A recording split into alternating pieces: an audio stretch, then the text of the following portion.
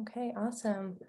Well, welcome everyone to our Global Knowledge Exchange on Urban Climate Risk Assessment, hosted by the Global Center on Adaptation and supported by Resilient Cities Network as well. So the Global Center on Adaptation advances bold actions that help societies across the world become more resilient to climate-related threats, aiming to accelerate climate adaptation worldwide. Headquartered in Rotterdam with regional offices in Africa, South Asia, and Asia Pacific. The water adaptation community is a community with multiple communities of practice within the GCA, aiming to connect all who work on water issues and nature-based solutions across sectors and professions to share experiences and exchange knowledge. Going beyond the water sector to bridge the whole water community and support implementers in their adaptation journey. Through community events and meetings, we foster peer learning and simultaneously identify knowledge gaps, learning needs, and connect those to upcoming events and community engagements. The facilitators, with the support of the Global Center on Adaptation, External Affairs team, and the International Panel on Delta and Coast, act as knowledge brokers from the community level of implementers and leaders to high-level policymakers. My name's Olivia, and I'm one of the facilitators of the water adaptation community. So thank you to all of our participants and our speakers and for being here today. I'm just going to go here quickly to a few logistics before I hand it over to get started. So if you're joining and you want to listen in French, you can just go down to the bottom of your Zoom screen and you'll see interpretation, and there you can click into what language you would like to listen to. So when we're in the main room, there is the interpretation option. So when you go to a breakout room, when you come back, you may also need to reselect the language. If you are staying, later on, if you're in this main room and there's presenters speaking in French and you're only listening on the main channel in English, just make sure you go down to that interpretation button and click the English channel so you can continue listening in on English. I wanted to encourage everyone to rename themselves so that when we get to the discussion parts of this event in the breakout rooms, we can see who is who. So if you hover over yourself on the participant list or on the video where you see yourself and there's 3 little dots, you can click that and then you can go and click rename. And I wanted to encourage you all to name yourself with your first name and then your organization and your city or where in the world you're joining from. Additionally, if you haven't used Zoom a lot, you can see across the bottom lots of different functions. So when we get into the breakout rooms and you have questions for the speakers or you're ready to engage in the group discussions, you can turn on your video and you can unmute yourself by clicking those buttons across the bottom. There's also a chat box there. So if there's not time to hear from everyone, or you just have small little comments you want to add to the discussion that's going on, you can use the chat box as well. There's also the option to raise your hand, which brings you to the front screen so that the moderator can see you. So there's in the reactions, there's a raise hand button. So you can definitely use that.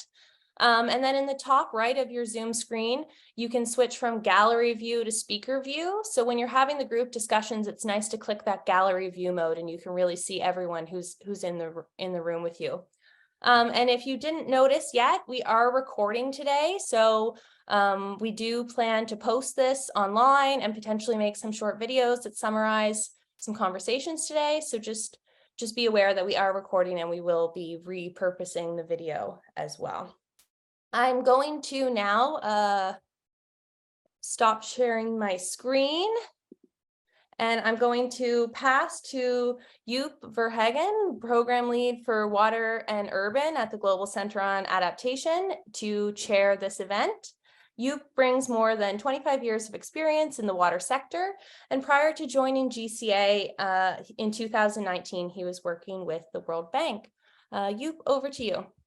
Yeah, thank you so much, Olivia. Before I start, my apologies. I'm having a bad cold, so my voice is a bit crooked, but I'll try my best. Wonderful that all of you are joining today. The objectives, the things that we try to achieve today is, first of all, enhance insights into the benefits, challenges, and opportunities for improvement of climate risk assessments. Secondly, strengthen the knowledge of conducting climate risk assessments in cities where data are scarce and there is a large informal sector.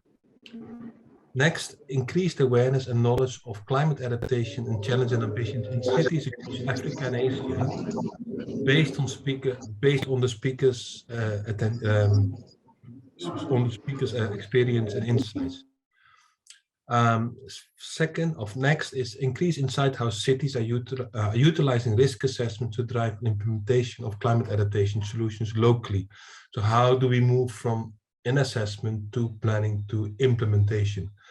And finally, we would like to create space and invite all of you for peer learning through the discussions that are following on the plenary session. And for us, this is absolutely key. We know that many of you have experience in this sector. We know that many of you do have experience in climate risk assessment, and we like to learn from you. So again, I'd like to welcome all of you who work in climate risk assessment, acknowledging that it's a very wide range and a growing area of work in the fight against climate change and in our endeavor to accelerate and scale up climate adaptation. All of you bring your own assessment and tools, methods, knowledge, and experience to the discussions. And we're really looking forward to your inputs to learn from each other and to further enrich the learning from this event. At GCA, we have been undertaking a series of rapid climate risk assessments. This is a rapid assessment, low cost, that can rapidly be deployed in multiple cities at once. In addition to mapping hazards and risk within a given city, the RCRA, the Rapid Climate Risk Assessment, also detail the local development context, map out relevant institutional actors, and identify gaps between the planned and existing initiatives. So what's happening, because we don't want to repeat what's being done already. In the RCRA, special attention is paid to understanding as much as possible about climate change impacts on informal settlements and the informal economy. And the RCRAs are utilizing globally available open source data to the extent possible that further helps to ensure that this tool can be utilized with a limited budget and time. While at face value, a more in-depth assessment is considered ideal, it's difficult to really do this in a developing country context, especially in Africa. Africa alone has 114 cities with more than 500,000 people. So just imagine undertaking an in-depth climate risk assessment in all these 114 cities. Other factors that are crucial and that are being considered in the RCRA is the local political will to achieve climate adaptation ambitions.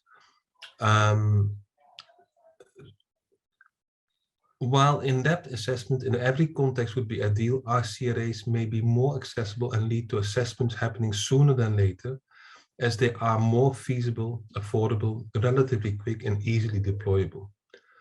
In our sessions today, we will discuss how practitioners have balanced the many trade-offs in budget time, data availability, and political will that were encountered when and while implementing a climate risk assessment in the African urban context. We will also discuss what the long-term implications of the climate risk assessments are and how this analysis is applied to equity development action. So please join the breakout rooms led by the Resilient Cities Network to learn more. And given the informal sector represents more than half of the economic output of African cities, and informal settlements house 60% of the urban residents, dedicated sessions moderated by GCA colleague Chris Chung and Ais de Keizer will focus on how to implement RCRAs in such data-poor informal environments. Again, I would like to thank everyone for joining this session, and we look forward to circling back at the end to share common conclusions of these discussions. Today, in this event format, we aim to share knowledge in the breakout room, but the GCA staff and others representing and moderating in this event are also here for peer learning. The breakout rooms aim to create space so all participants here can be not just listening but also learning, and engaging in sharing knowledge through group discussions.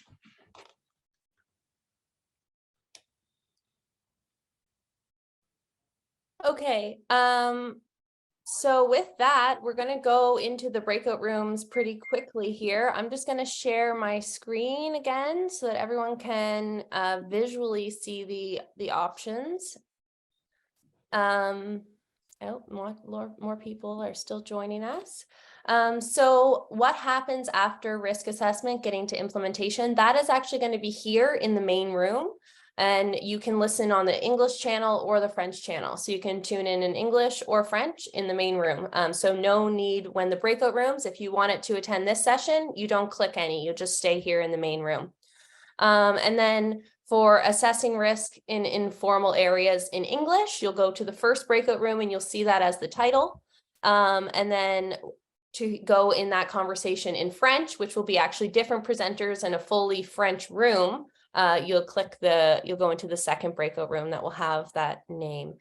Celine, could you open the breakout rooms now? Okay, so you should see a prompt down in the bottom right corner to join a breakout room.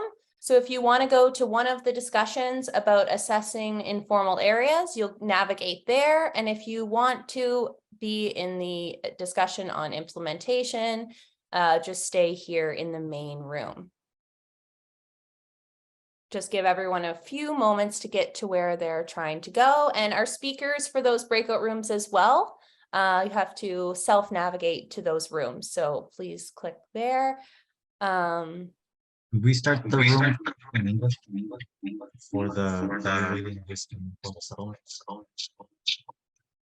Oh, you're echoing a lot, Chris.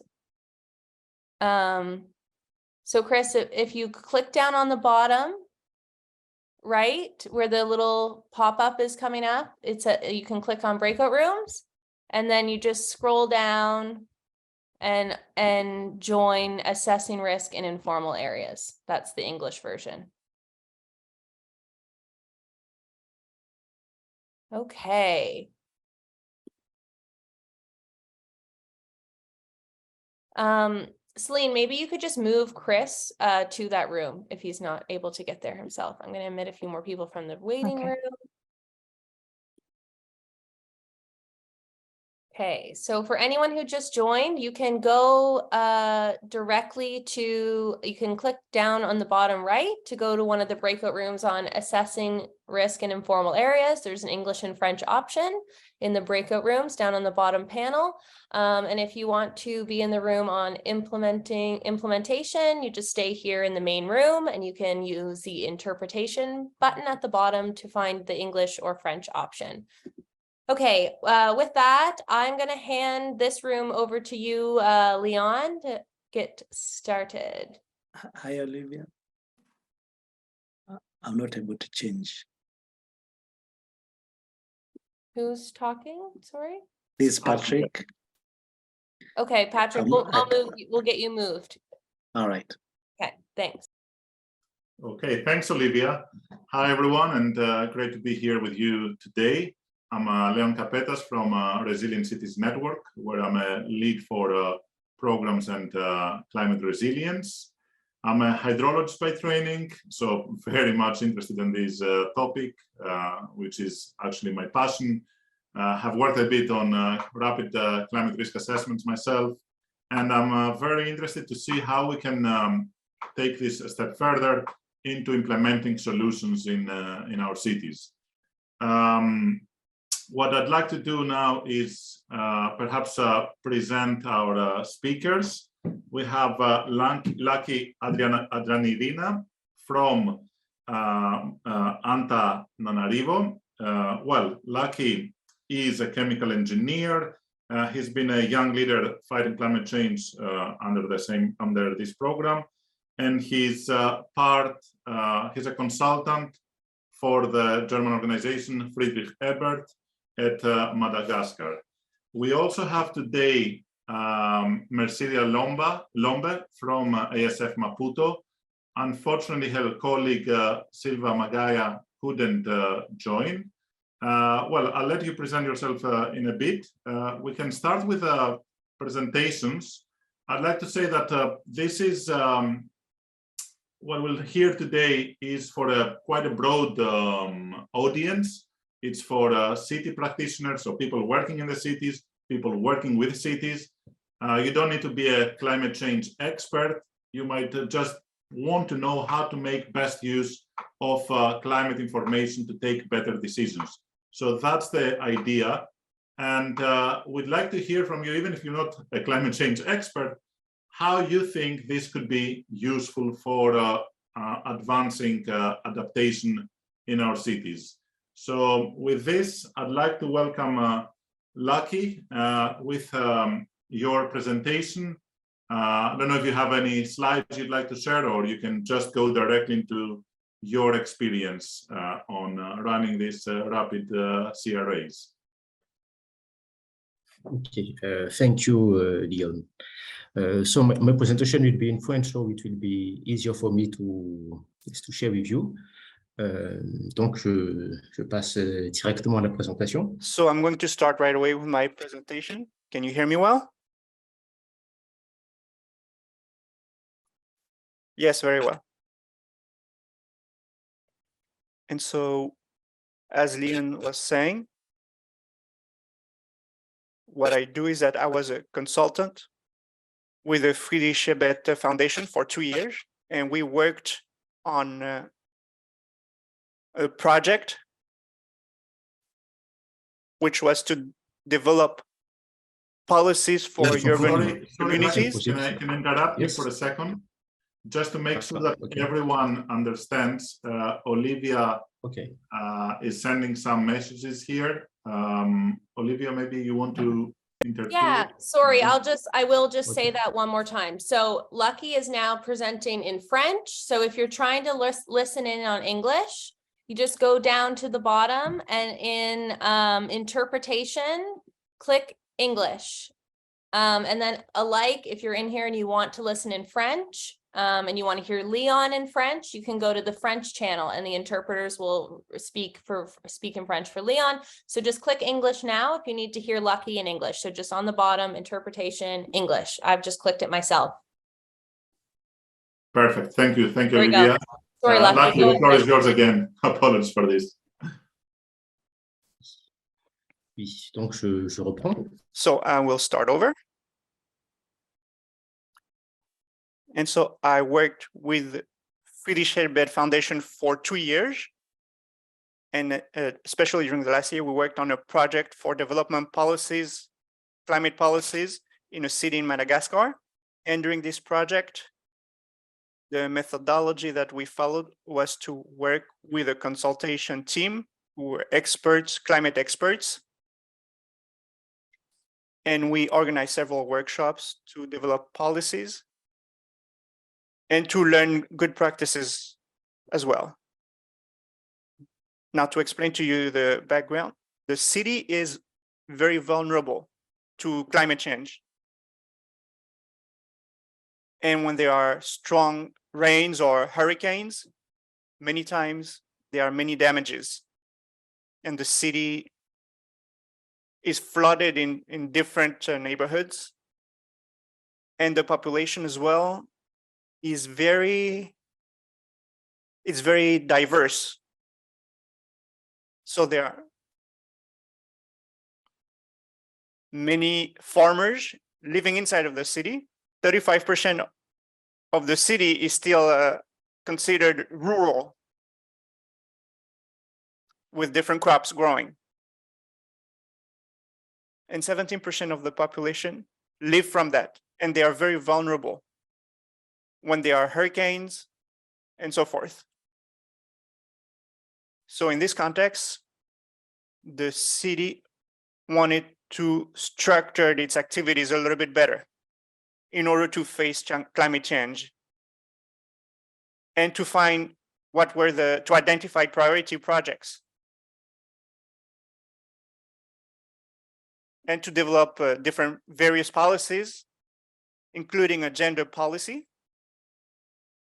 and this climate plan that is still being developed right now. Now, to talk a little more about the risk, some of them are really climate risks, including with water resources. And there's a trend with the decrease of rains. And we have more and more periods with dry periods. And it's very difficult for the national company that supplies water to supply everybody. We also have environmental problems. And the water is becoming dirtier and dirtier as well. And it's very complicated. It's becoming more and more challenging for the company to treat that water to supply everybody with high quality water. And of course, there are health issues that are impacted by climate change. We have respiratory diseases and diarrhea-related diseases as well, which are very common. And the population is also vulnerable because of the healthcare infrastructure. When there's a hurricane, for example, they are flooded very easily. Now, as far as farming is concerned, there's a great part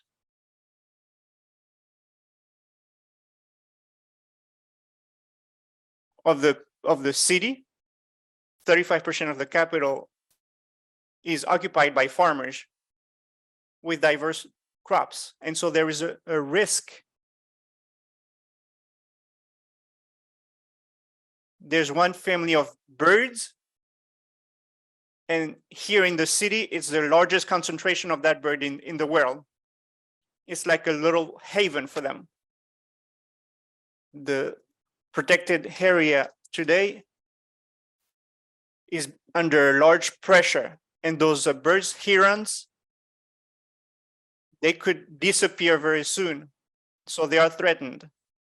And in addition to those risks, which are directly related to climate change, there are also different aspects which are critical to resolve climate problems, including on adaptation. The first one is governance. Governance is critical because the community, the town, does not have the capacity. It's a town,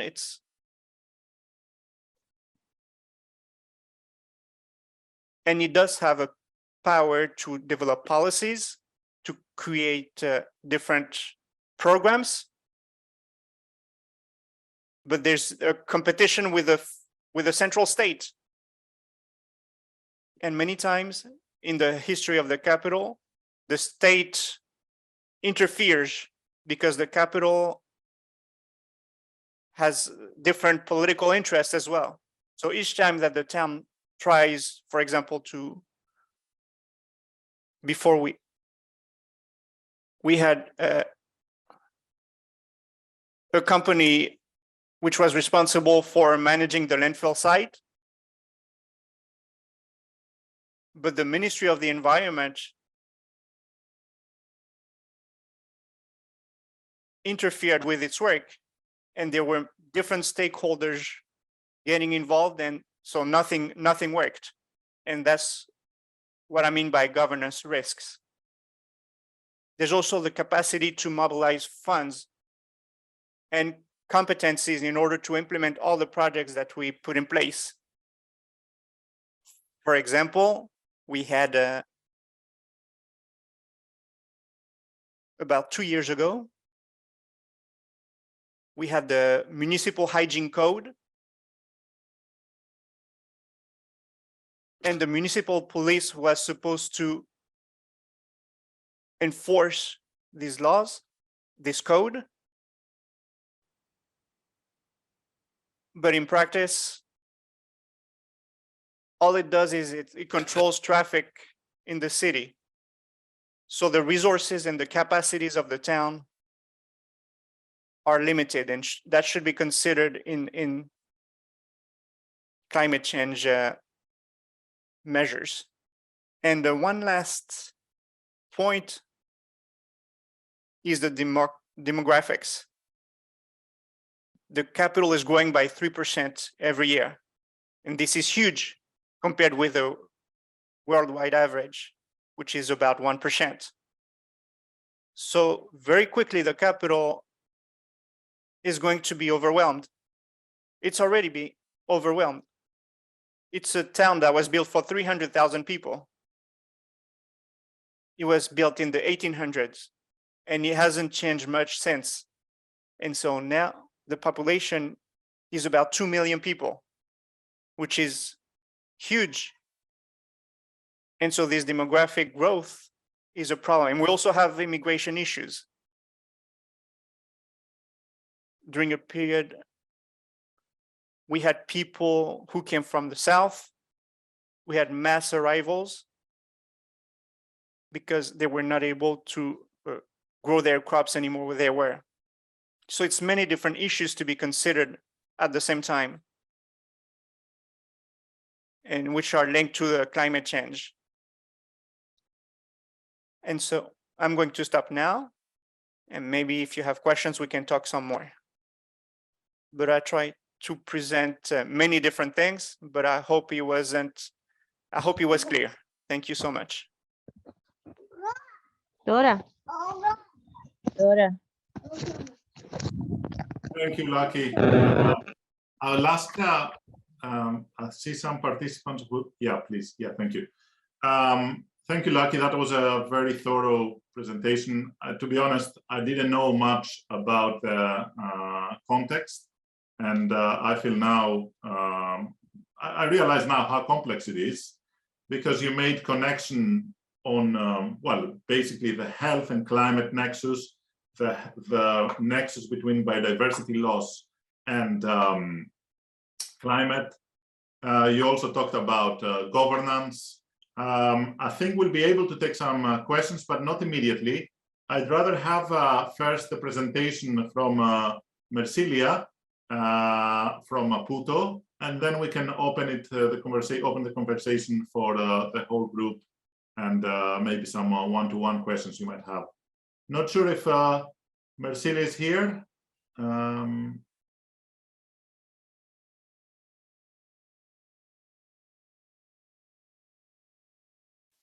Olivia, I don't know if you can hear us. I do hear you. I am just, why don't we take any questions from Lucky, and I'll Let's just do that. try to double check here. Okay. Perfect, thank you. Yeah, what I'd like to do now is probably open the floor for direct questions to Lucky for about 5-10 minutes, and then we can have an open group discussion, which could doesn't necessarily need to focus on the specific city, but could we could also talk about your own cities that mostly concern you. Any questions for Lucky? Feel free to type or just jump in and ask directly. I see Florence. Yeah. Yes. Thank you. Thank you. It was really thorough, and I guess the situation is very complex. So presenting in such a short period of time must have been quite complicated. I was wondering, in some previous workshop, we talked about floating agriculture. And I wanted to know if you had tried that for your case, because you talked about the problem of having a lot of agriculture around the city and the problem of flooding. And so I wanted to know how you were maybe implementing that kind of solution.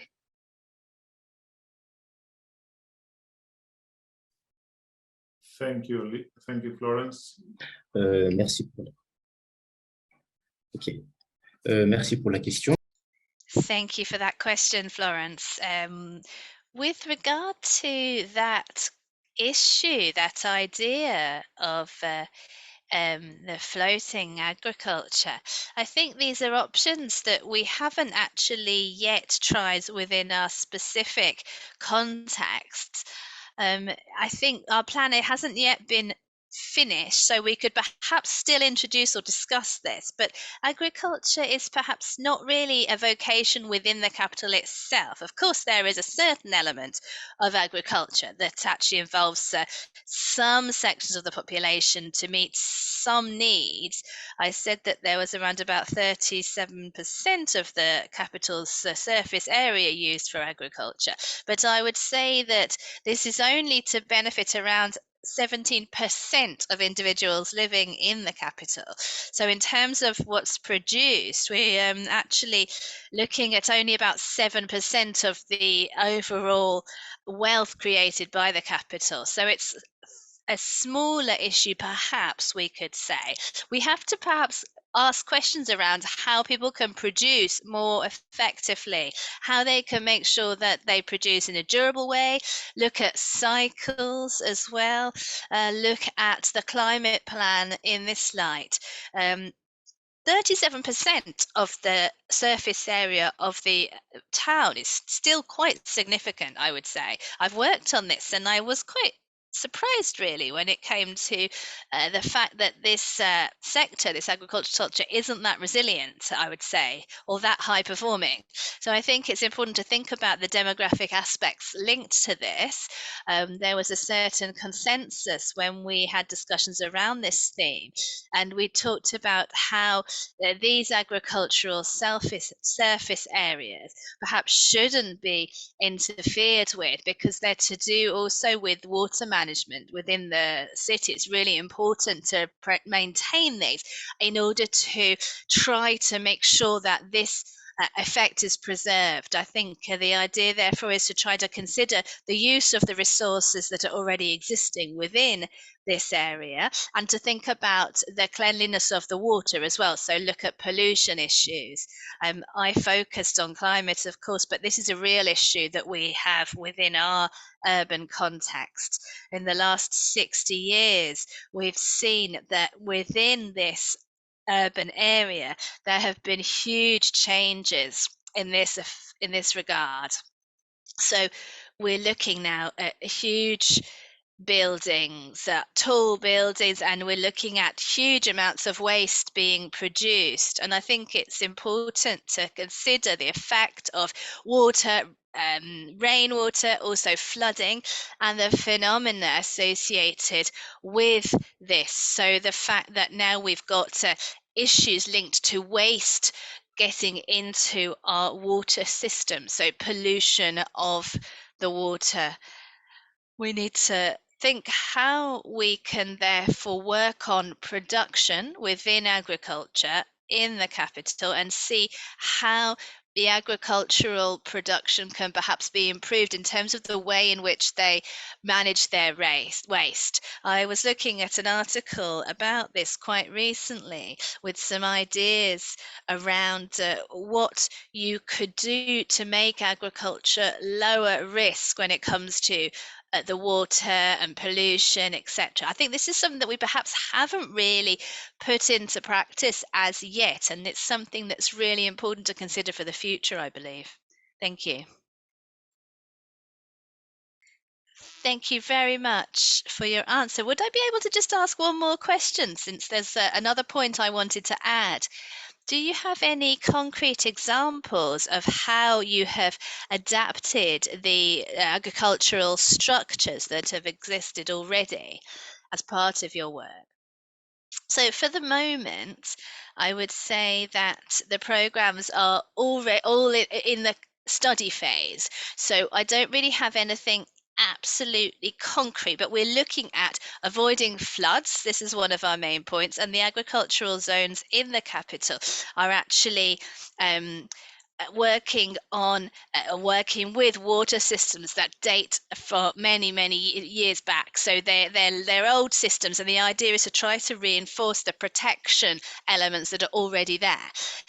in terms of agricultural techniques and technology, this is another area that I feel needs to be looked at, because we're looking at rice production first and foremost. And of course, this goes back a very long way, and we have techniques and rice varieties that are traditional, but we need to look at what varieties could perhaps be used that would be more resistant to floods, and also more resilient in general. And we need to therefore try to focus on this issue of protection when it comes to actually putting systems in place, and also on the idea of changing the varieties of crops to make things more resilient. Thank you very much. Thank you. Thanks, Lucky. Thanks, Florence, for the questions. I think we have Marsilia now in this room. We could probably be best if we have the second presentation as well, and then we can continue the discussion.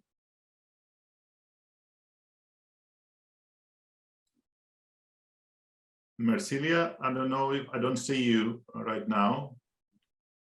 Hi. Hello, welcome. So if it'd be great if you present yourself, given that you have joined to replace Silva, so people know more about your background and a little bit your city, and then feel free to introduce directly your experience with risk assessment and the solutions you want to implement. Okay. Can I share my screen? I don't know if you guys have the presentation, or if I could just... If you can share your screen, that'd be great. Okay. Okay, 1 second.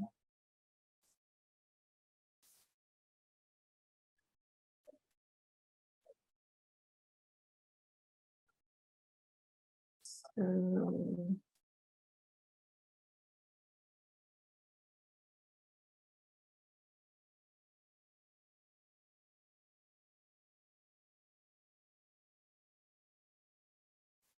Can you see the presentation? Yes, we can.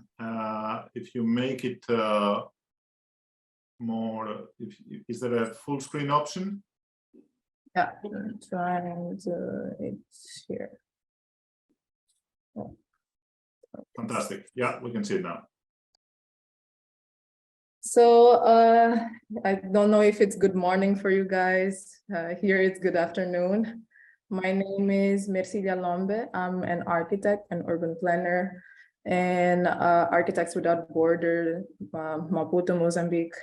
And I'm here replacing Mr. Silva, which is a council member in Maputo Municipality of Urban Infrastructures. He couldn't be here, unfortunately, because as we are talking about climate change, we are passing through heavy rains and floods in the capital. And so he's working on solving this issue.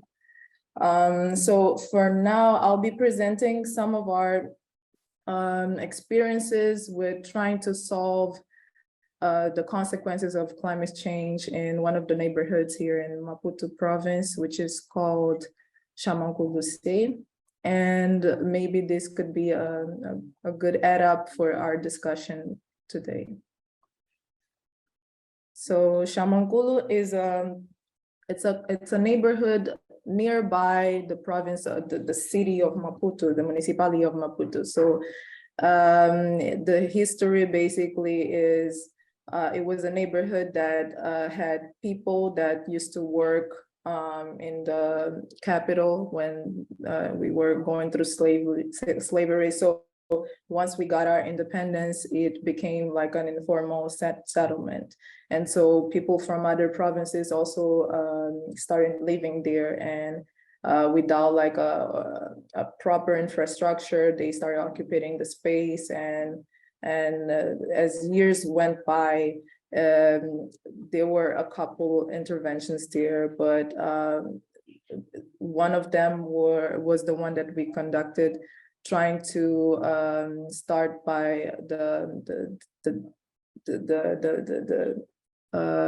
the roads infrastructures, to tackle that as first, so that it could minimize the issues that we found there. One of the things that we found there was the issue of floods, especially in areas in which the streets were very narrow. We had like even 60 centimeters of distance of the streets. Only one person could pass there.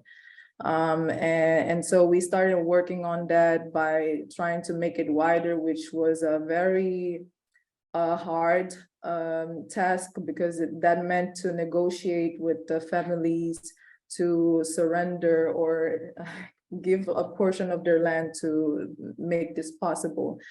And after this, we saw things like the transformation of the neighborhood itself, like such as seeing kids using the streets more. And not only that, but as you can see in one of our photos, before and after the intervention, you can see that even water, we had more surface that could be permeable and would not leave in the street as it was before. One of the things that we also could notice through this experience is the fact that in case of emergency, we had like a fire alert last year in like Shamankulu Day, which is a nearby neighborhood, because we have Shamankulu divided in different segments, and it was really hard for the emergency car to get through the place, because the streets were really narrow for the car to pass. And not only that, but it also motivated for them to conduct like events such as weddings and traditional events. And even when they lost a significant other, they could easily remove their bodies through this new street.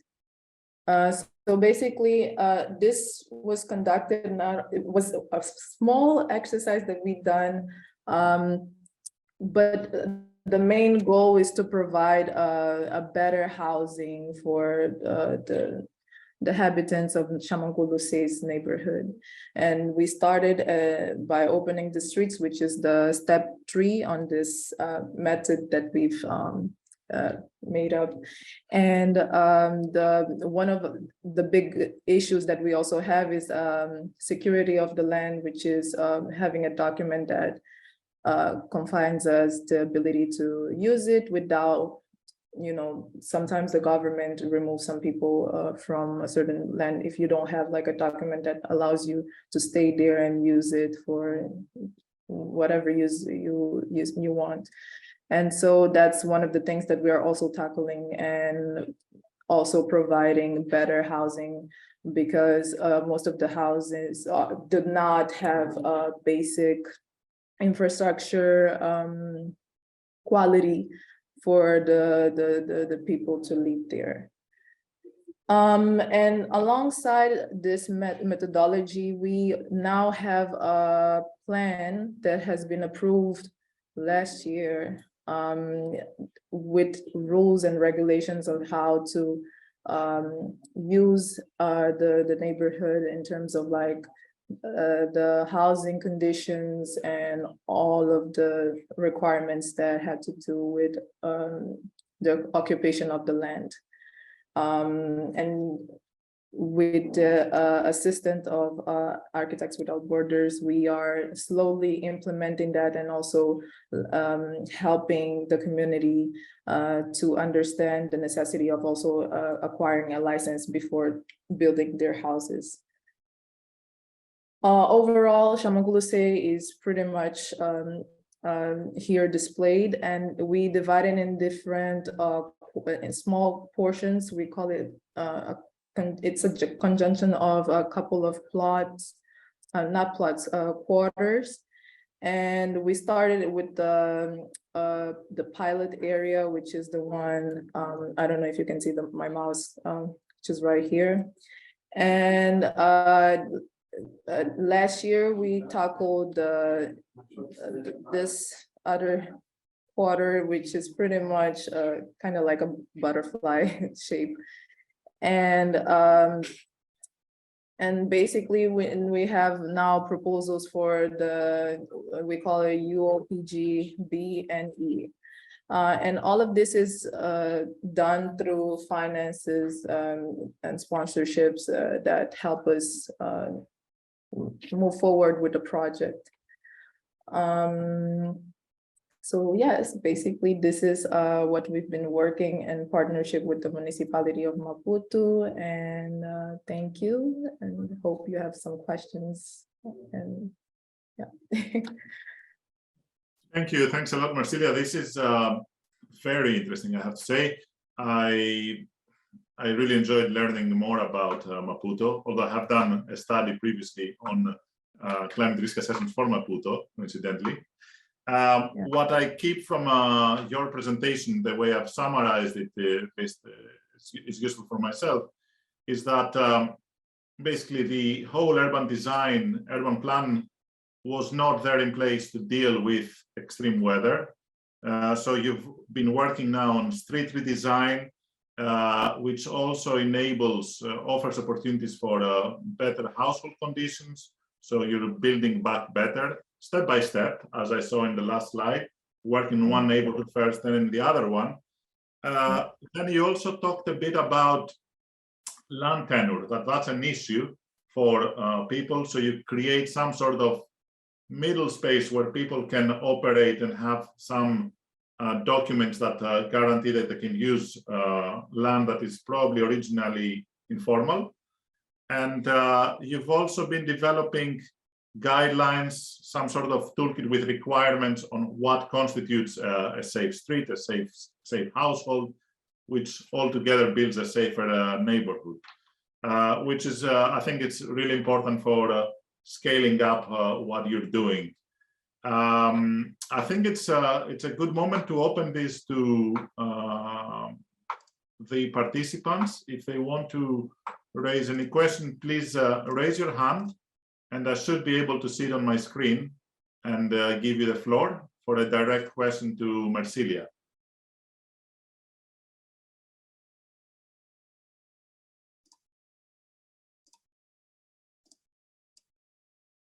I don't see any hands yet. I'll just give a reminder that to raise hand, you on the bottom click reactions, and then there's the raise hand button. There is the first hand. Auribel from GIZ. Yes. Hi, Marcilia. Thank you for your presentation. It's really interesting. I will like to know, since this has been like a long process, I will like to know how much time and resources in terms of money and people did you put into the risk assessment, and then when you identified all the risk, if you did a prioritization of these risks, and how did you do that so you decide which risk you are going to address? And if I can do another question, I also would like to know if you do in this process and methodology you use also like a strategy for awareness to the people in the neighborhoods. Thanks. Should I answer now, or should I collect all the questions and then answer later? Which one is better? We could do what you propose now. So let's we have another question from Ivan from ICOM. He's asking on the chat who financed this piece of work, and to collect one more question from Magda, if you want to take the floor.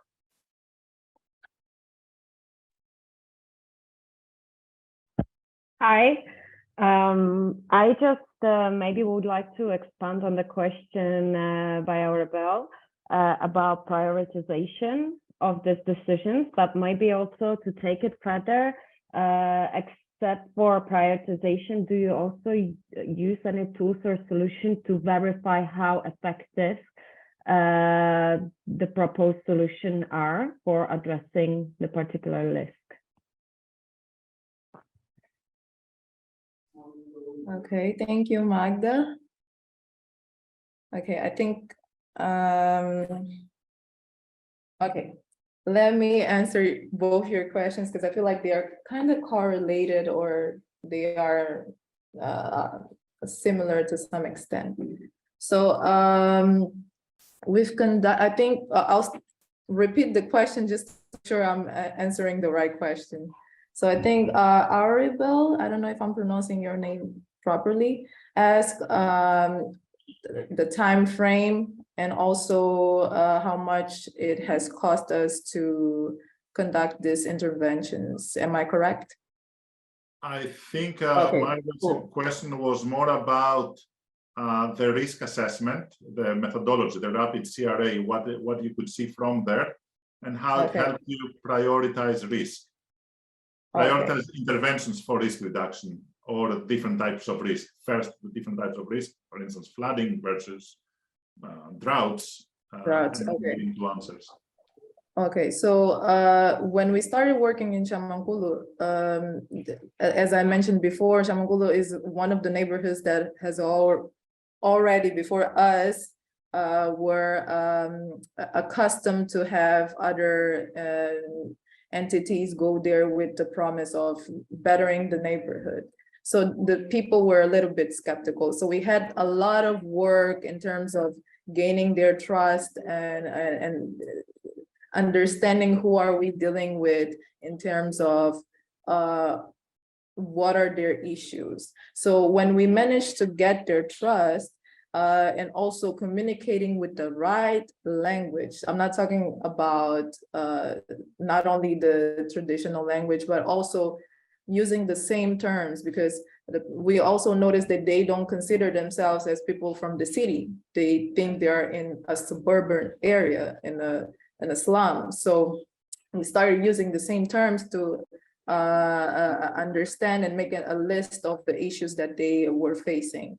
And one of the issues was not only the question of the poor infrastructure that was presented there, but it's also criminality that was also due to that poor infrastructure.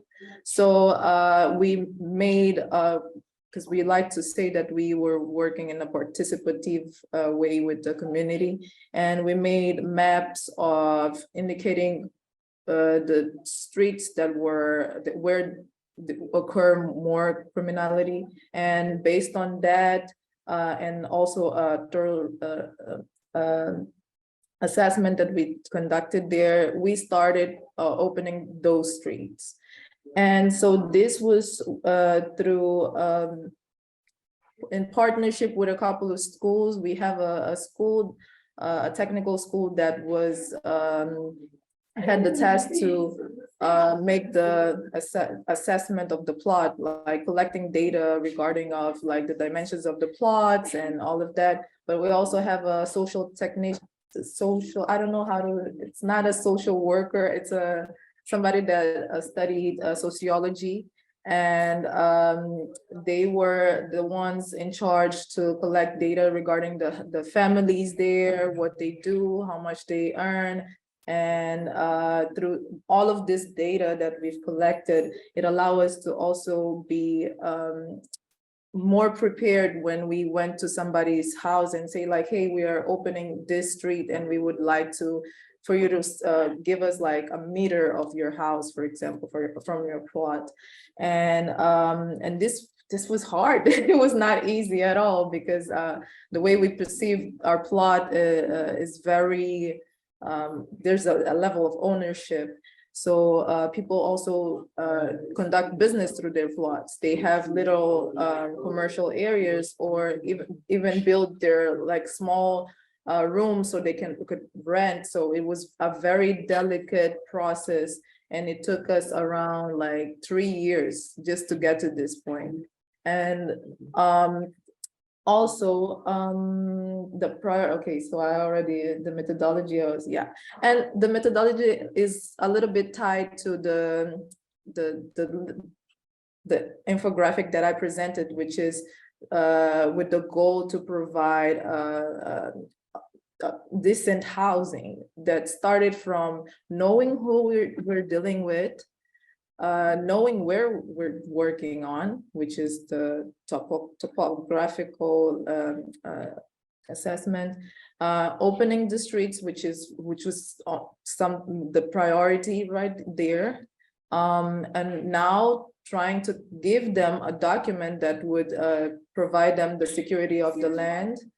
And later on, which is something that we are trying to work towards, which is help them design a house based on the plan that has been approved last year, with the rules and regulations on how to build the house, all of the normalities that are given in that regulation, and help them also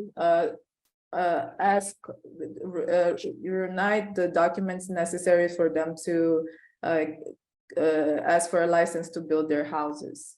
So basically, this is what we've been working on, and I think I've answered all the questions. I don't know if you. I will ask a follow-up question. So yes, I think you answered. I just want to refer to Magda's last question, who asked about monitoring. So these interventions, how in the households and the streets, some of them have been completed already, as far as I understand. Are people satisfied with the new living conditions, and have they appeared to reduce flood risk or any environmental risk in general? Yeah, yes, the answer is yes. Of course, it's a little bit of an adjustment for some people, because as I mentioned before, we see our plot, we are still ingrained with the culture of having a lot of land because of farming and owning and all of that, even if we moved like to the city, because it's a neighborhood from the city, but the mentality of like wanting and to have a big plot, it's still there. So to have to surrender a piece of your land, even though you see that the street is wider, there's no more floods or like a lot of water in the street and you can actually walk, there's still that feeling of some of the residents of the neighborhood, but they do see the fact that the kids don't have to walk further, they can play in front of their houses now. It was something that we were mesmerized, because we didn't expect that as well when they gave us that feedback. So yeah, they've been giving us good feedback, but as I mentioned, it has not been easy. Good to know. Yeah, so I'd say congratulations, because it's the engagement part is so critical, and actually recognizing the right entry points, for instance, crime reduction is important. What I'd like to do now is we've already had a couple of questions directed to you, Marsilia, and also to Lucky before you joined the session. It'd be nice to open this to have a full group discussion. So if everyone, well, whoever wants, can turn on also their cameras and comment directly on their own experience on adaptation, implementation of their own projects. Maybe they have used some tools for climate risk assessment, which they would like to discuss their experience. If there is anybody, I see Magda turn on her screen, so you must want to say something. But I also invite everybody else too. Please go first, be the front runner. I didn't know that was a sign. Actually, I thought that we all meant to turn on our cameras. But while I'm speaking, maybe I'll just take that chance and say why I was interested in verification and maybe monitoring of the results of your interventions, like how effective it is in terms of reducing flood risk. I actually work for DHI. It's a company that specializes in digital solutions for, providing tools for risk assessment, but also for analyzing the impact of the solutions that are provided. So in a sense of decision support, and knowing like always how much is involved. And in both discussions, we know like the problem is very often very interrelated, and there is a lot of feedback loops. We realized that and put that all science behind us into the solutions to be able to provide decisions that are actually based on the science. And that's why I try to investigate how important it is for those people who deal with these risks. Do you happen to have a hands-on experience from the practitioner side of things, the technical expert? From Yes. another to be here. Yes, actually, well, I mean, we addressed similar issues around anywhere around the world. I'm actually sitting in Europe. Here we had to go through the phases of FLAT directive, the European, that it's commissioned by the European Union. And that was the whole process that we had to implement, from the risk assessment for all the cities, preparing flat risk maps, defining the risk visually, and then analyzing that risk, proposing solutions, analyzing the impact of these solutions. So basically, but we also have worked in Africa. It's often an issue of data sometimes when you do models and you base your decisions on digital solutions. Very often there is a question of data sources, but we see more and more open sources and improved sources from Earth observation systems.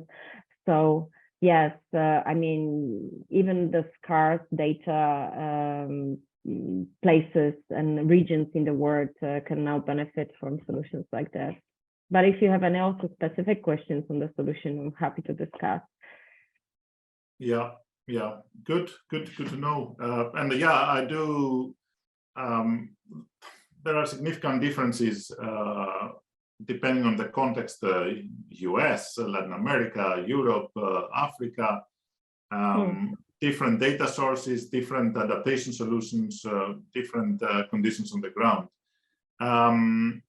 Anyone else who would like to share their experience with rapid CRAs, slower CRAs, depending on how detailed you want your analysis to be, or how it has helped you take better decisions in cities? I see a message here from Kruti, but who I think you've connected climate risk assessments with sustainable energy access. If you would like to say a couple of words on that. Hi, thanks, sure, happy to share. Just to mention, it's two different pillars of a bigger climate action plan. So the cities, as part of the Covenant of Mayors initiative that I support, that at GRZ, they sign up and commit to planning for climate and energy.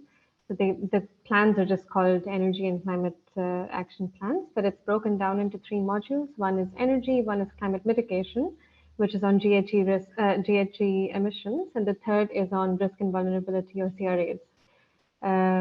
So which is why it's just a longer name, but adaptation is a component of it. The reason we worked with our secretariat to develop this was because there are about 300 cities that are part of this initiative. And we work with a handful, about 10 or so out of the 300. And of course, we don't have enough resources to work in depth with all 300 cities. So we try to make some resources available for cities that want to do this by themselves, or have maybe partners that they can work with, but don't necessarily have the resources to do so. So yeah, that's just a bit of the context and why this was developed. And it's supposed to be just very basic, very easy to understand guidelines on how cities can, or not just cities, but subnational governments, so they can be smaller towns and so on, can do risk and vulnerability analysis in compliance to international guidelines, like the reporting frameworks and so on. Yeah, thanks, Kruti. I think it's important not to forget that at the same time we try to offer to make sure that we have energy security without increasing our emissions. and while being climate adaptive.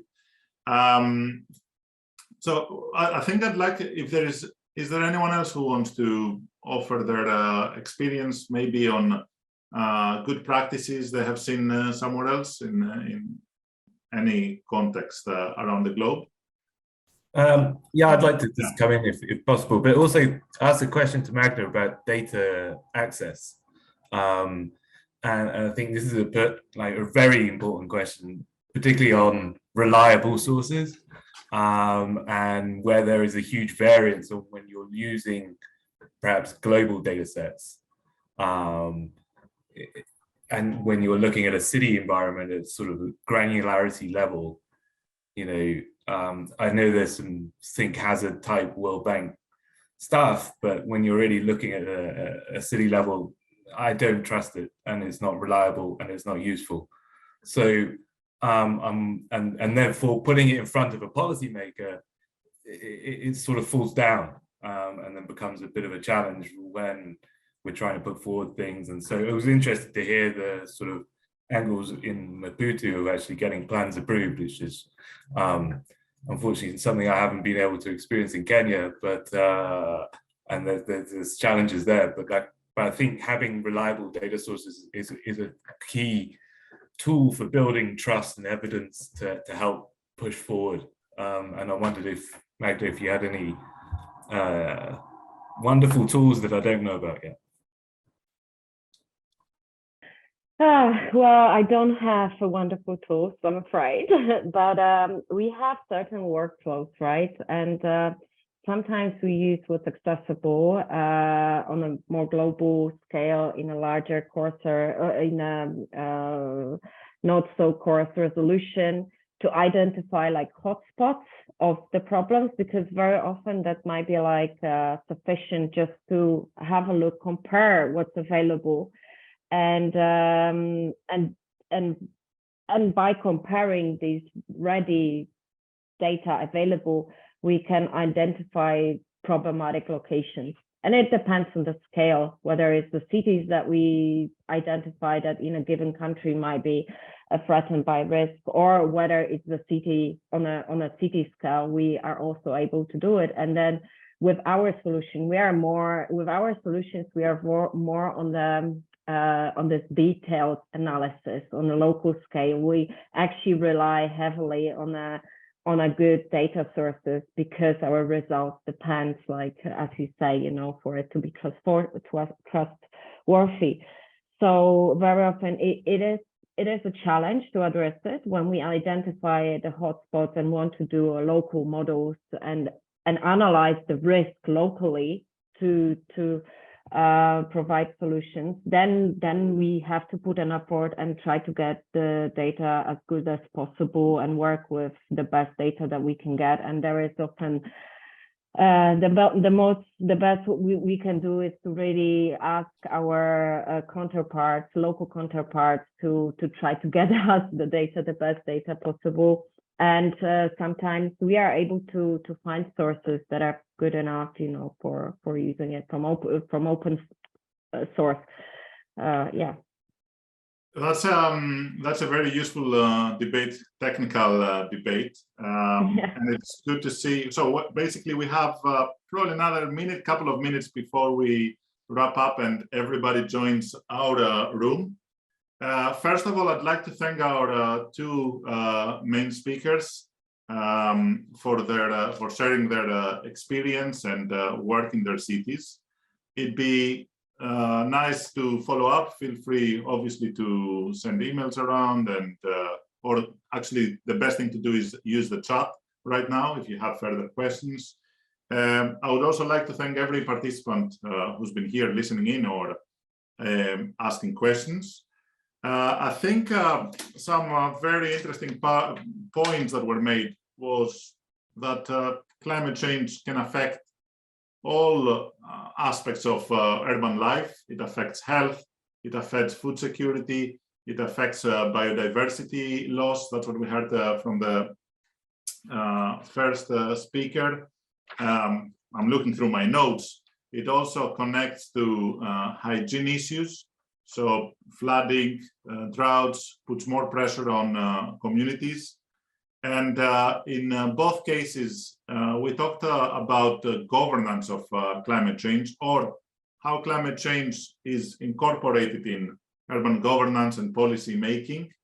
If I take the example of the second presentation from Maputo, in an informal settlement, we looked at land tenure being quite important, which is basically a land use planning issue. That we really need to redesign our cities to be able to withstand the shock of climate change, be it droughts, be it heat waves, which haven't emerged in the discussion, I would have to say. But yeah, thanks again, everyone. And I'll see you all in this, well, we stay in this room and we wait for others to join if they haven't done already. I think they're already joining us. They're just joining now, so it's perfect timing. So I think are you back here? I think everyone's back, so we can pass back to you, Joep. Yes, I'm back, and I really hope you enjoyed your breakout session. I was lucky enough and fortunate enough to join the English breakout on risk assessment in informal settlements, with really fascinating and very insightful presentations from Mukuru by Patrick and on Mozambique by Carmen. And thanks again, presenters and discussants, for your openness to share your experiences on this very important topic. We move on with a short panel discussion. And first of all, I'd like to invite the moderators of the room to join the panel. So Chris is one of our panelists. Chris brings more than 15 years of experience in resilience building. my apologies, in urban development, infrastructure and housing sectors. Prior to joining GCA, Chris was a disaster risk management specialist at the World Bank at the Global Facility for Disaster Reduction and Recovery, GFDRR. The second panelist is Anais, and she's an expert in urban development and climate adaptation with 10 years of work experience and a focus on African cities. She has a PhD from the Technical University of Darmstadt and has published on topics related to informal settlements, public participation in the provision of urban services, and social justice in relation to the informal economy. And Anais works for SWECO and has joined the Rapid Climate Risk Assessment in Antananarivo, Mozambique in 2022. And last but not least, our third panelist is Leon, a hydrologist by training. He's a senior climate resilience specialist leading the implementation of programs for the Resilient Cities Network, RCN. And he has a very strong interest in nature-based solutions as a vehicle for adapting to climate change while delivering social environmental co-benefits to community. He has experience in research and consulting and has worked amongst others for the World Bank and has developed a climate risk assessment for various African cities. Thank you for moderating the panel discussions. I'd like to start you to ask you with a very short summary, a minute, of the key highlights of your session. Chris, over to you. Joep, it seems we've lost Chris momentarily, so we will add him to the spotlight as he must have dropped off as soon as he rejoins. So maybe we can start with someone else. Yeah, sure. No, I'm here. I'm here. Okay. Oh, you are here. You're here now? Okay. Yeah. Chris. No worries. Thank you. Yes, so just to give a quick summary of our session, we had presentations from Patrick Ngore, as well as Carmen Sing Seng. Patrick is working in Nairobi, specifically in the community of Mukuru, and Carmen is working in Beira, Mozambique. We had some very interesting insights shared, particularly from working with local communities, beyond just the identifying what the challenges are and what the risks are. Patrick shared some really interesting insights as it relates to the structure of engaging communities, that it's not a simple matter of just showing up and asking the communities what they want, but also in creating sort of a hierarchy of decision-making within the local communities itself. So working from the individual households and asking households to nominate representatives, and then from representatives, then clustering participants into a decision-making structure. There was a lot of discussion that was raised as it relates to pursuing a multidisciplinary approach, both in Mukuru as well as in Beira, and highlighting that this essentially takes time. I think oftentimes when we talk about working in informal communities, we want to focus on the local community itself, but also highlighting the importance of working with local authorities. And this came through very clearly in Carmen's presentation, particularly as it relates to the passing of a tropical storm in 2019.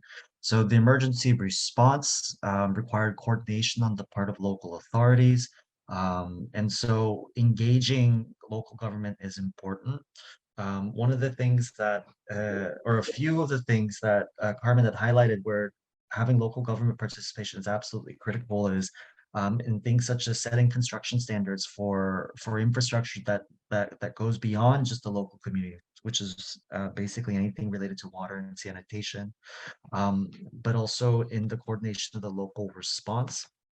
A key item that she found to be a determining factor is establishing with local authorities the common challenges that we're all sort of working to try to solve, which oftentimes is improving living conditions or improving service delivery, but also bringing some funding. And oftentimes that may require outside funding to come in to incentivize people to sit around the table. Just very quickly, as it relates to the discussion, there was a question of how to deal with local interference of local authorities, or overcoming this perception of local interference by local authorities. And I think both Patrick and Carmen had some really interesting insights in terms of getting people around the table, agreeing to common goals, but also establishing the fact that when it comes to planning, we need to involve local government inevitably.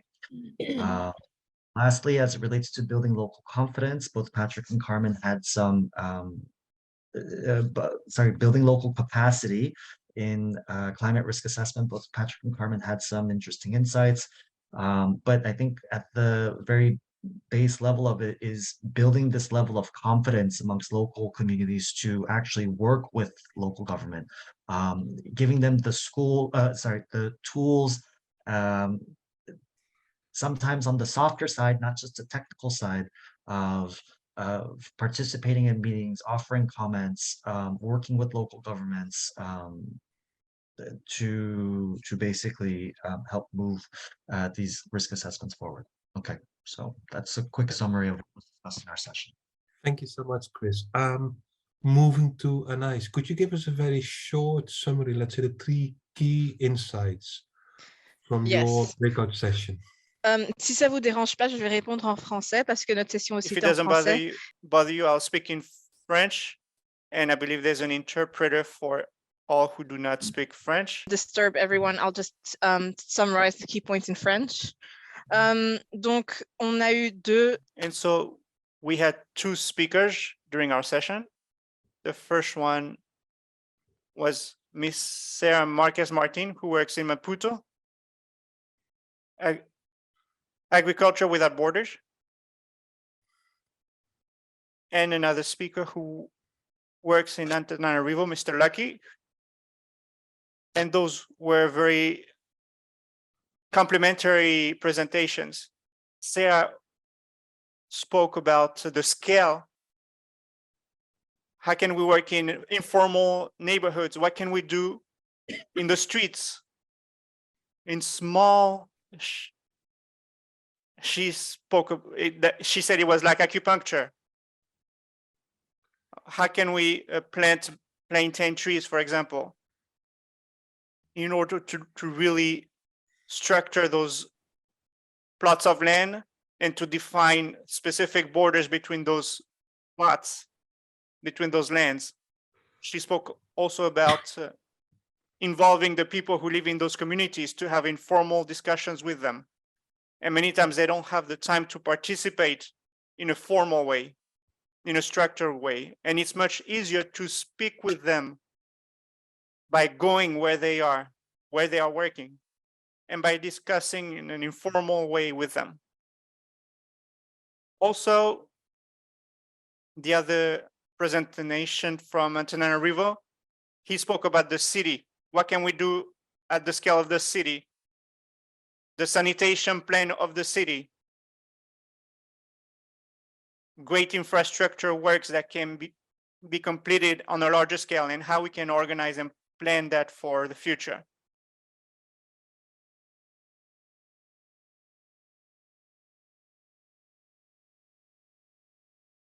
And so the three key takeaways are we must avoid building in risk areas, climate risk areas. Second of all, we need to improve the situation, the living conditions in certain neighborhoods, and we need to promote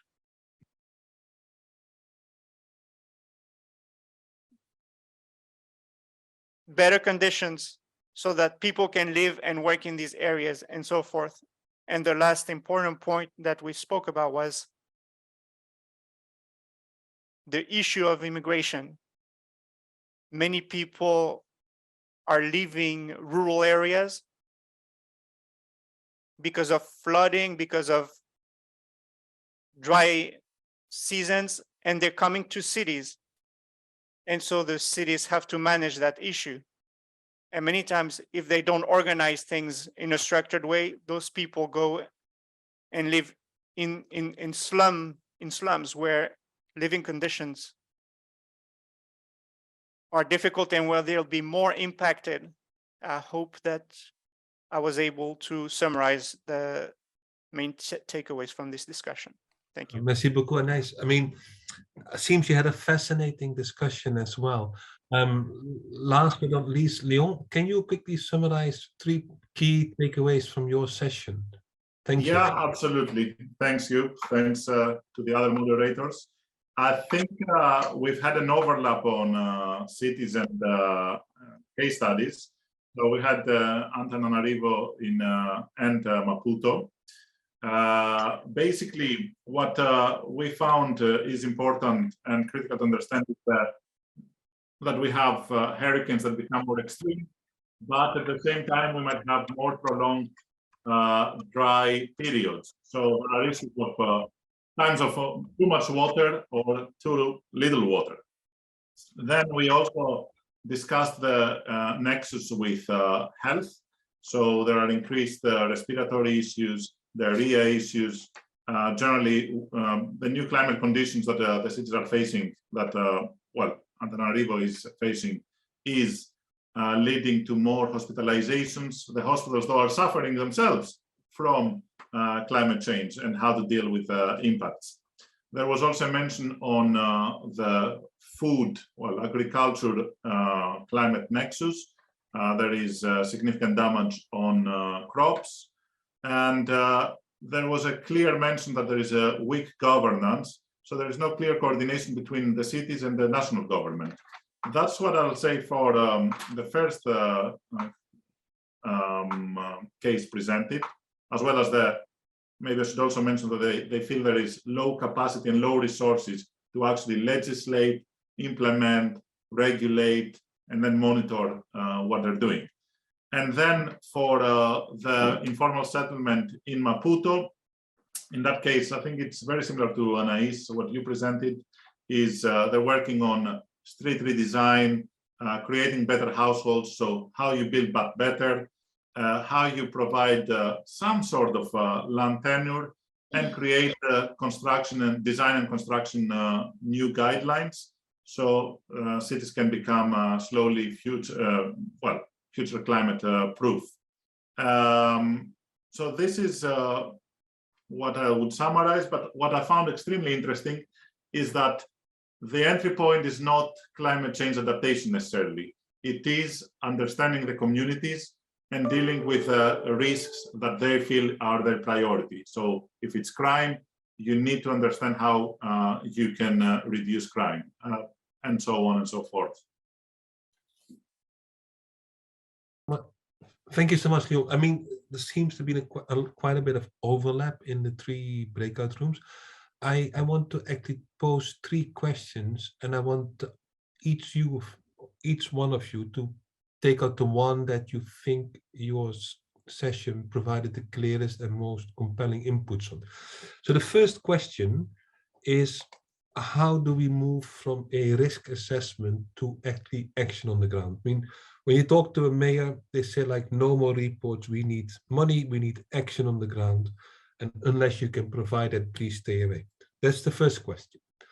The second question is, how do we use this process of assessing climate risk to build local capacity within the communities and within the local administration? And the third question, very related, so how do we use an RCRA to actually build bridges between decision makers and the public? So 3 questions: how do we move on beyond an RCRA and get to work on the ground? How do we build capacity while assessing risk? And how do we build a bridge between decision makers and the public? And as I mentioned, like, I would like to ask each one of you to pick out that question you feel that was the one that you like most coming from the breakout session that you were in. Anyone who puts a hand first, please go ahead.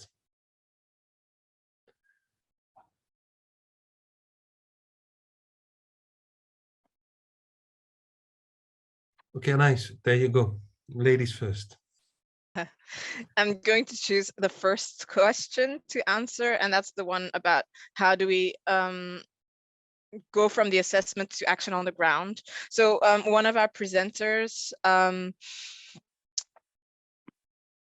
Sarah Marquez Martin, was presenting the case study that they had in Maputo. And there, I think it really shows very much this hands-on sort of solution. And there it is also in this context of quite limited funding that they have, and where they, on the one hand, really went and activated the community, the local community, to first of all understand what their challenges was, but also to have ownership of the process and the transformation that was happening. So people were being trained, people were actually doing the works themselves.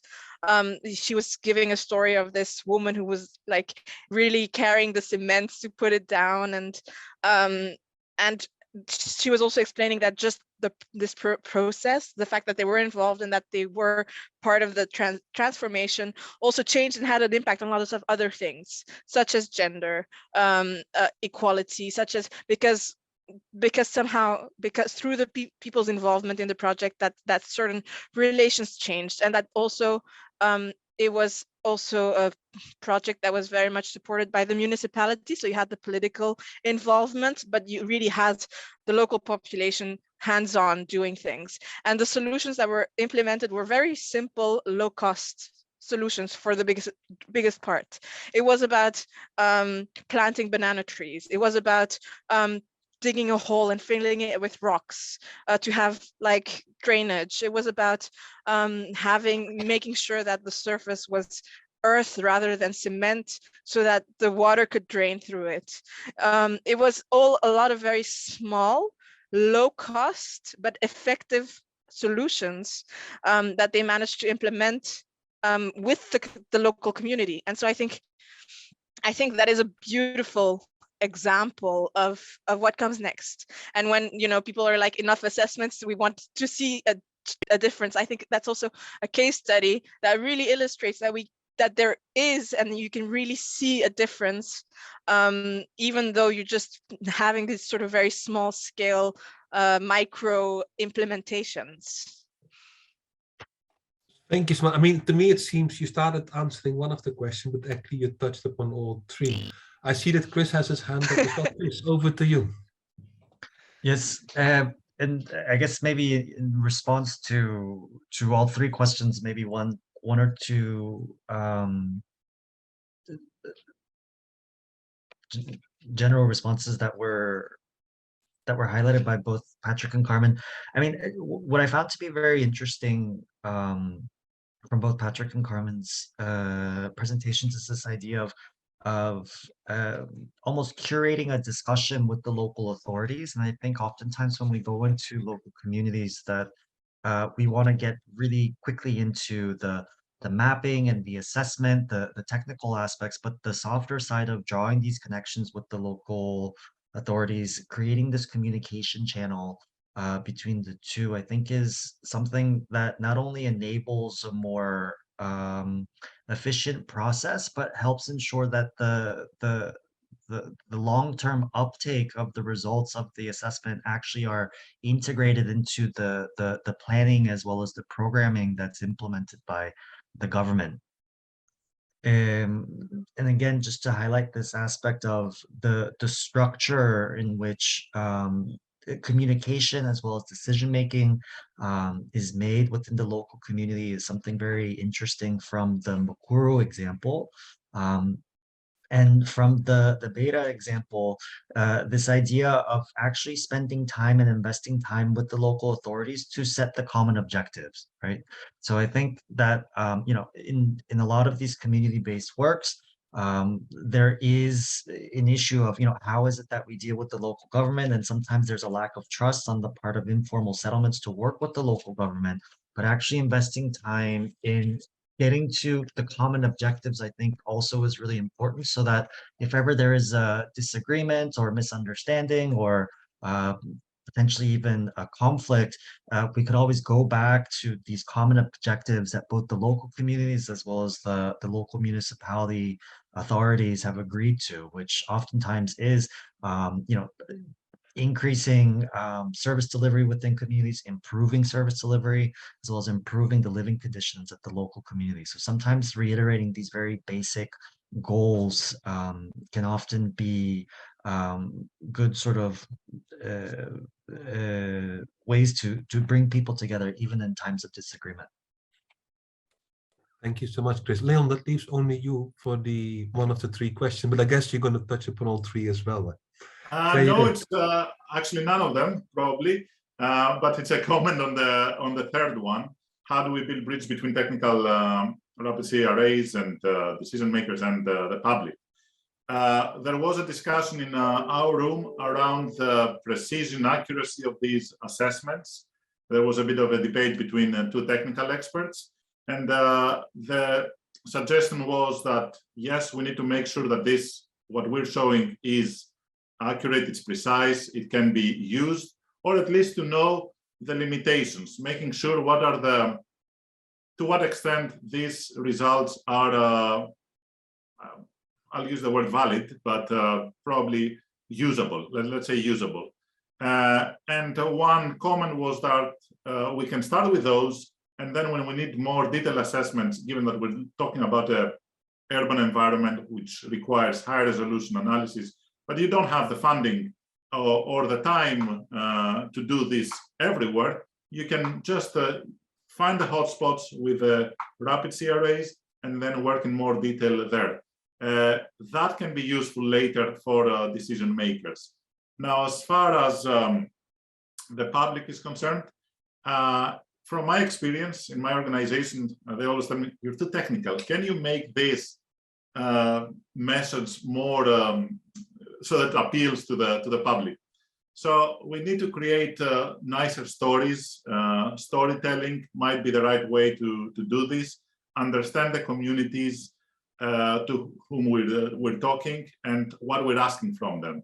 So we need to have a very clear idea on how we do this. I'm a technical person. I don't think I'm the right person to do this, because I'm used to talking to other technical people.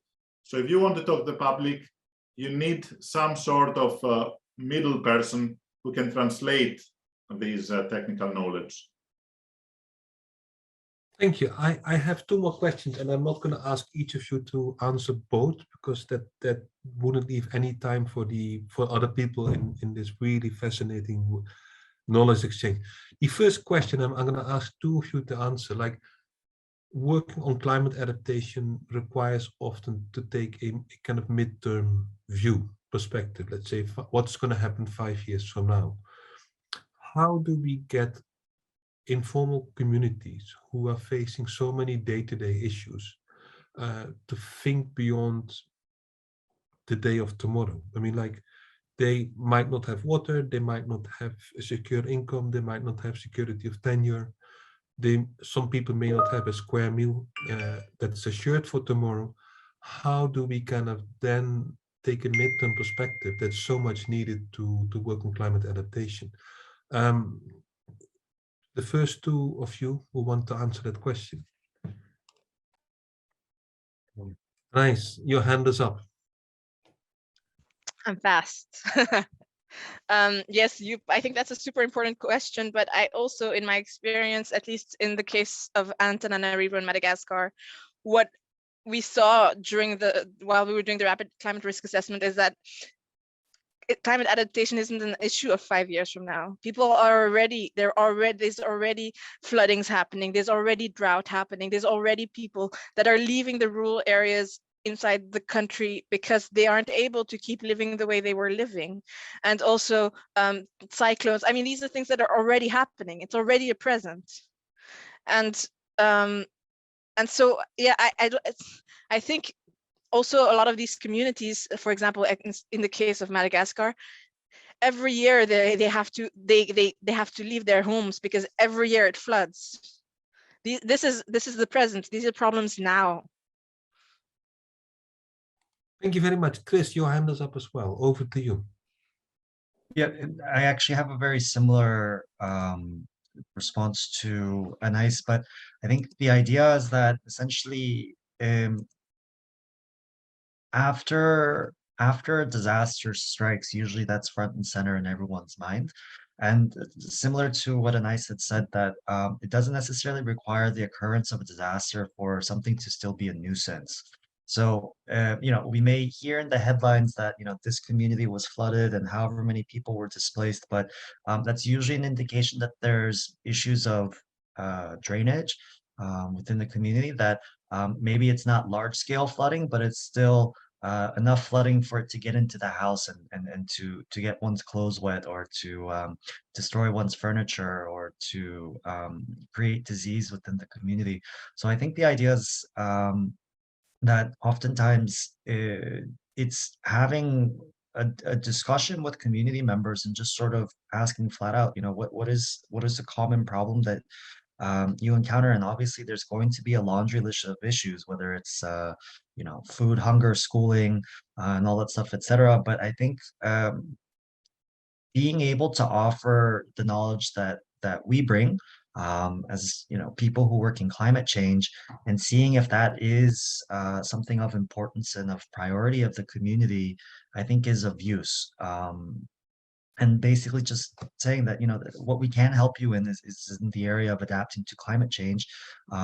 What can we do to help make your community more resilient? And there oftentimes is a very wide-ranging list of actions that can be taken, not just improving the drainage canal, but it could even be making the school more resilient to flood, right? So I think within climate change adaptation, it's a wide enough spectrum of activities that we can offer that usually can fit into the development priorities of the community, whatever it may be.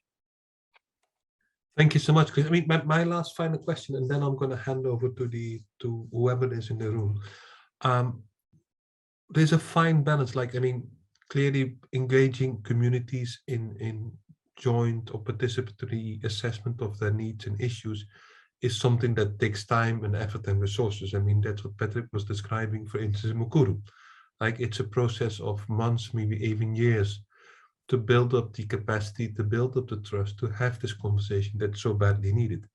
At the same time, climate is here and now. We have limited resources, and there is a need to do something, a very dipstick assessment of what are the key issues. So how do we strike a fine balance? And Leon, you already touched upon this. I'm going to invite you to give a first response, and then ask either Anais or Chris to add to that.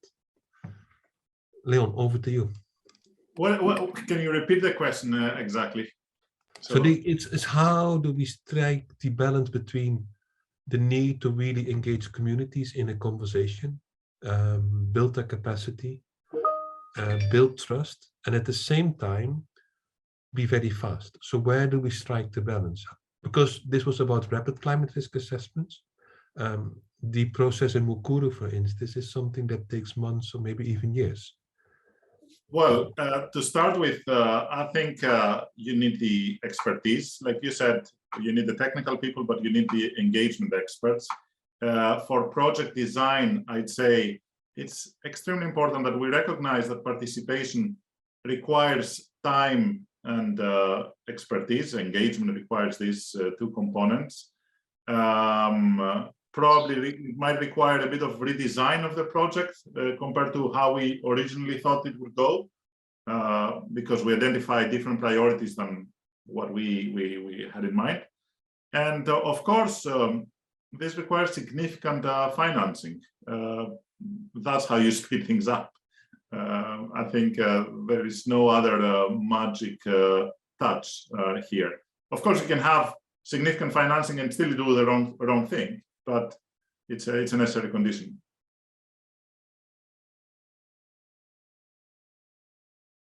We cannot hear you. Sorry, yes, I was muted. So either Chris or Anais, you want to add something to the answer that Leon gave? Chris's Sure. hand is up. Yeah, I think maybe one example I can highlight is the work that we're doing in Liberia. Though it's just at the beginnings, one thing that we've learned from working with the local community, but also in a manner that's very rapid, is working with the local partner who already has experience doing enumeration in these local communities. And that pretty much in any country you go to, there's going to be a local NGO or a university that probably has already engaged its communities in identifying development priorities. Maybe it wasn't necessarily directly related to climate change adaptation, but they have these existing relationships with local communities that can really be built upon when doing a rapid climate risk assessment. I think the other thing that's really important too is that oftentimes this local organization that's been doing a lot of enumeration in local communities, it usually has been very well trained in managing expectations of the local communities as well. So in Liberia, for example, the folks that we've been working with, because they are specialized in enumeration, they've also been very good about conveying to the local community that just because we're coming in and identifying what the needs are doesn't necessarily mean that tomorrow we're going to come with all the solutions and financing. So managing those expectations, I think, is really important. And oftentimes that's built off of an organization that the local community already trusts. Okay, thank you so much. I mean, I see there are some questions coming out in the chat box. Is there anyone in the audience who likes to ask a question? And I'm just going to ask you, keep the question short. This is not an opportunity to share your experience. This is really an opportunity to ask a question to one of the moderators or anyone else in the knowledge exchange.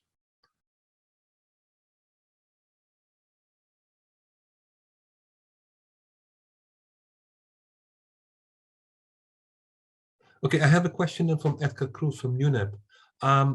Which role can the private sector play and how can it be part of the solutions for resilience in cities? And could anyone give an example from their experience how the private sector has added and contributed to resilience building in cities?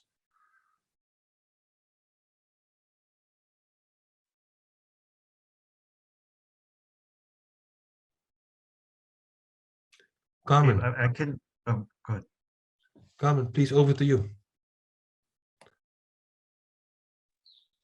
Thank you. It's private sector, how they can help. There are so many things that they can do. Private sector means that they're also working on a specific area. They do something within the community or within the society. So on those things that you are doing on the city, you can I don't know, together with the local authority or with the government, look into it and see how we can adjust it into be more resilient to climate change. You can also have other approach. For example, WhatsApp has been working with several funders, and almost all of them, if not all of them, are from the private sector. Okay, They found in WhatsApp a partner that knows how to work with the communities here in Mozambique or in any other country that WhatsApp is working on. And together with us, we define, okay, we want to work to improve this. If you go and say to any NGO that is working on a specific area, either water supplying or sanitation, and you say, okay, I want to work, but I want to focus on climate change. I want to focus on resilience for climate change. For sure, any NGO that is working in a community can have an approach over this. So there are, for me, these are the immediate ways that the private sector can support the issue. But for sure, if we see it and we brainstorm, we will come up with several other ones. Thank you. Thank you. I myself like to add a perspective, and then I'll hand over to Nick. I mean, the question is, how can we not involve private sector? Typically in a city, 60 to 70% of the properties are privately owned. If we want to build resilience in a city, all of these private properties, whether it's a factory, whether it's a house, somehow have the potential and the need to contribute to resilience building. Nick, over to you.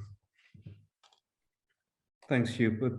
It's a very specific example that I've seen in Cape Town, and I think Nairobi as well, and it's specific to water. In this case, it's a situation where to sustain the water supply to the city, various sort of nature-based solutions, if you like, had to be sustained in the upper catchments. In the case of Cape Town, it was to remove alien invasive vegetation around dams. These are guzzlers of water, and this was the cheapest option. And what they did then was that companies that are also users of that water from the utility side put up a fund to kickstart how to sustain those nature-based solutions. In the end, the full financing required for that was not something that the companies themselves on their own could sustain. But at least the lesson I think that comes out of that was that their fungible finance allowed them to be creative at the start to kickstart this water fund for these solutions. This has been done, I think, in Nairobi, Upper Tana Water Fund, and I think there are a few others in Latin America, etc. So just one example. Thanks. Okay, thank you so much, Nick. We got one more question. That's also the last one because we're moving towards the end of this knowledge exchange. This is from Ivan from ACOM. Basically, we talked a lot about involving local communities, but what about local decision makers? Like a mayor, super busy, never has time, can spare you maximum half an hour and will never ever read anything longer than half a page. Who from the panelists has experience in engaging with local decision makers, and how did that work out? Chris, your hand is up. Over to you. Thanks, Yo. I think a good example that we can share is the work that we're doing in Accra, Ghana, which basically started off with the climate risk assessment as well as an institutional mapping, and this has then gone into a prioritization of investment. So the idea is that early on with the climate risk assessment, we brought the mayoral authorities on board early on. This is the Accra Metropolitan Assembly as well as the Accra Mayor's Office. Maybe not necessarily out in the field with us collecting information, but at the very least presenting the results of the climate risk assessment, as well as collectively coming to some very broad stroke conclusions in terms of what needs to be done next, in terms of what the priorities are, what the challenges are that need to be addressed. What's been nice is that GCA continued this dialogue with the mayor's office and continued on to a prioritization of investments and doing a gap analysis based off of a gap analysis that was also done by GCA. What this essentially entailed was following up with local, regional, as well as national authorities, understanding what they found to be priorities in their portfolio of what needs to be done to address climate change, And then going back to the mayor's office and working very closely with the mayor's office in identifying what these prioritized investments should be. This involves packaging these priorities into actual projects and then putting a very rough dollar figure towards what the investment amount would be. You know, whether or not this has resulted in immediate action, not yet, but at the very least, it's gotten the mayor very much involved and supportive of this idea of securing investment for climate adaptation at the Accra city level. Thank you so much, Chris. Anais, over to you. Your hand is up. Yes, thank you so much. I just want to give one more example. In the C40 methodology for rapid climate risk assessments, there they really like highlight the importance of having the political engagement as a sort of prerequisite to start the rapid climate risk assessment. So it's really about, it has to be sort of demand driven, that the city says like, we need this rapid climate risk assessment. We are going to make an official communication that like we are formally like standing behind this, that we are part of this. So I think that's also something important, to really have this sort of formalized consent and them really engaging and taking ownership also partly of the process. And secondly, I agree also with what Chris was saying, is the importance not per se of working with the mayor himself, but with the mayor's office, and to have them participate in at least things like prioritizing things, so that you do all the work, you do all the homework, and you quickly bring it together, and you just ask them to sort of help you rank, or or if there's certain important things that are missing, etc. So to really make those moments where you do interact with them as efficient as possible for yourself.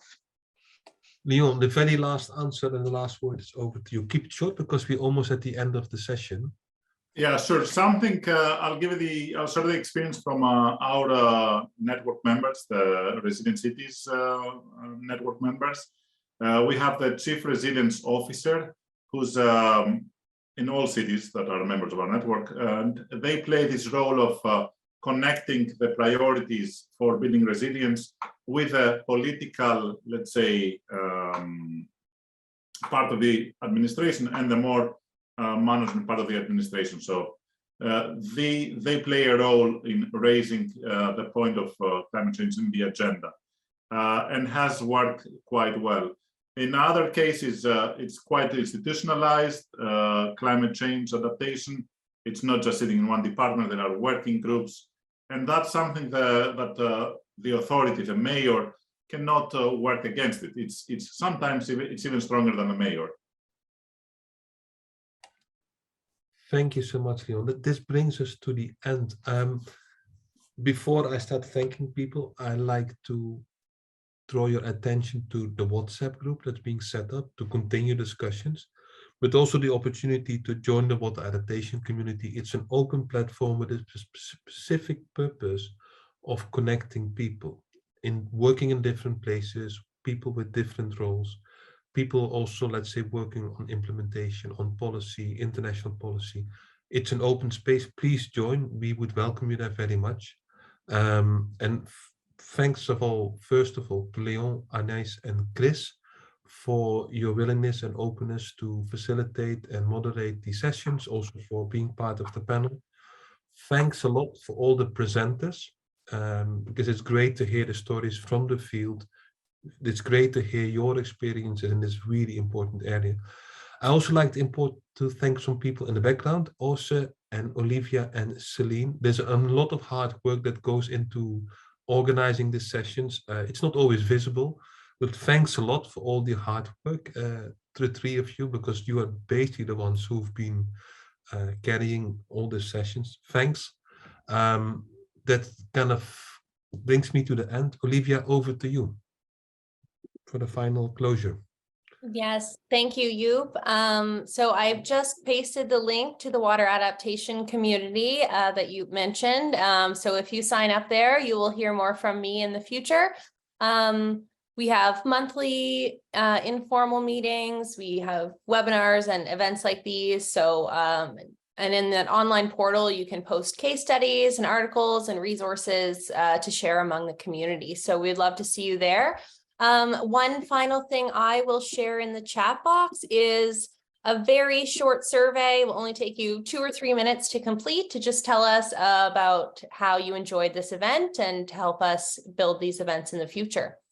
So again, thank you everyone, and hope to see you joining the water adaptation community and joining us again in events in the future. And with that, we're gonna close out and release everyone from the meeting. Thank you. Bye. You all. Thank you. Goodbye. Goodbye.